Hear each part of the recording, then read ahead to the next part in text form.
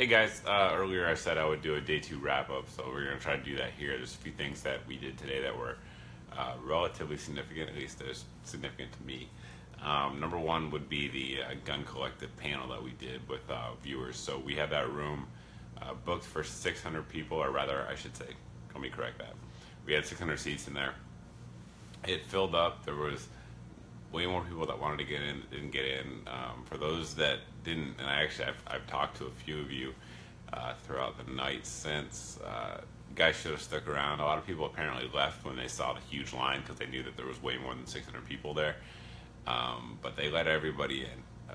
There was standing room only, and it was packed, and it was awesome. And turns out, which we'll get to this here in a second, there was 3 NRA board of directors in there that actually came to see it and kind of see what all the hubbub was about, if you will.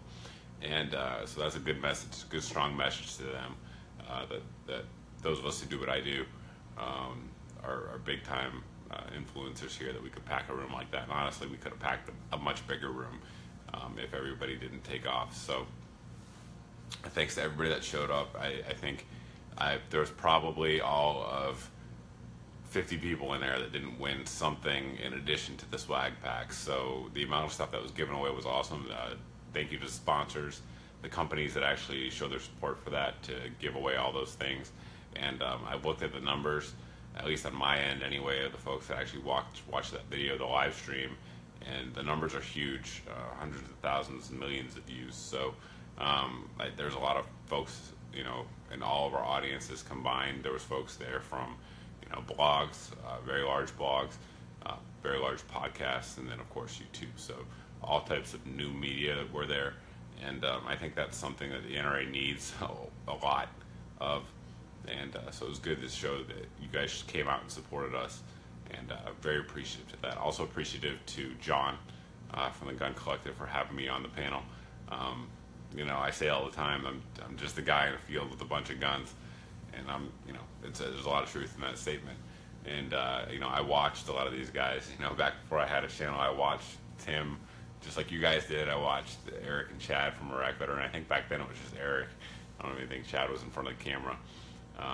So, you know, to get up there and be on a panel with those guys is humbling, and it's awesome. So thank you for those guys for having me up there and letting me have that platform. So it's good.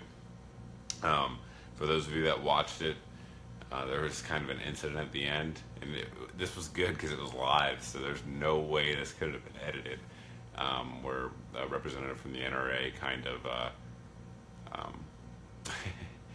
well, if you watched it, you know what happened. But he sort of, he didn't represent the NRA in the best way, in my opinion. Essentially, for those that didn't watch, let me give you a little synopsis of what happened. Basically, John from the Gun Collective was encouraging folks, because there was an hour left at that point to go vote for Adam Kraut for NRA Board of Directors. And he, in a not tactful way at all, basically called attention to himself and said that we needed to stop that, and there was no electioneering or whatever, campaigning, whatever word he said, I don't remember off the top of my head, in a NRA sanctioned panel. Which, fine, we get that, right? But for those of you that were there, or for those of you that watched it, you know, the method in which he delivered that message was not good, and it actually made the NRA look really bad in front of hundreds of thousands or millions of people. So it is what it is. And I think that's sort of just a reminder of why we need to change the NRA from the inside. It's really the only way to do it. So there's that. I'm going to move on from that because that's depressing. Enough of that. After that, I went over to the Wilson Combat booth, and tons of people showed up, which I was actually surprised. So Saturday afternoon is sort of like a lull time in these types of shows, because everyone's who's here on Saturday is coming back Sunday, so they tend to leave early, try to beat the traffic and stuff like that. But I still had a really good crowd. Tons of people came over to talk to me, which was awesome. It makes me look good. So funny story, I did not know this. Like I kind of, somebody mentioned it to me beforehand when I agreed to this, but Wilson Combat I wish I should have taken one. I didn't even take one.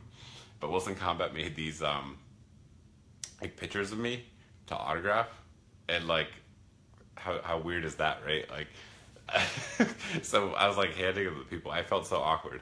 Like here's a picture of me and my autograph. It was very awkward all the way around because, like I said, I'm a dude in the field with a bunch of cameras and guns. But it was awesome to see all you guys out there. There's a young lady, Miss Anna, who came out, who was the life of the party. Anna, if you're watching, thank you for coming out with your husband. Very, very good to meet you, and all the other folks that came out as well. And then one thing that I know a lot of people here on Facebook have been asking me about was Springfield Armory, right? So we all saw their story where they basically capitulated with a bunch of leftists, anti-gun folks for some, I mean, I don't want to get into all the details. That's a 10-minute video, and it's a political diatribe I don't want to go down. But basically, they kind of like worked with the enemy, right? Them and Rock River Arms. So I walked by the Springfield Armory booth, and it was a sight to be seen. I'm sure there's video out there on different social media outlets. There were a ton of people there, and everyone was giving them hell for it, and it was good. I'm glad to see that. I'm glad to see that the members here of this association here were standing up and saying this is not okay what you guys did. And if for those that didn't see it, check my post. I posted that up this morning, the story about what they did. And it's not okay. I mean, it's not. You know, these companies that depend on our support, and then they're gonna work with the enemy like that. That's just simply unacceptable. So it was good, and I know you guys can't all be here, so I'm reporting back to you that everybody out there was giving them hell, and they deserve it, and they should. And I don't think Rock River Arms was here, but if they were, I'm sure they would have got it too. But yeah, that's pretty much it, guys. Just a quick wrap up of the day. It's always awesome to see you guys. I've seen you guys tag me on all the different social media posts and stuff for all the photos we took. I'm sure I'm making some stupid faces in some of the photos. I took hundreds of photos, so Lord knows there's some bad ones out there. But I appreciate all you guys coming up and talking to me and all the support we got. Definitely, it's awesome to see you guys. So that's pretty much it. That's day 2 wrap up. Those were the 3 big things I wanted to cover that happened today. And yeah, we'll get back to, I should have some new videos up on Monday. So back to normal operating procedures. So stay tuned for that, guys. Thanks for watching. Thanks for the support. Really appreciate it. And we'll see you in the next video.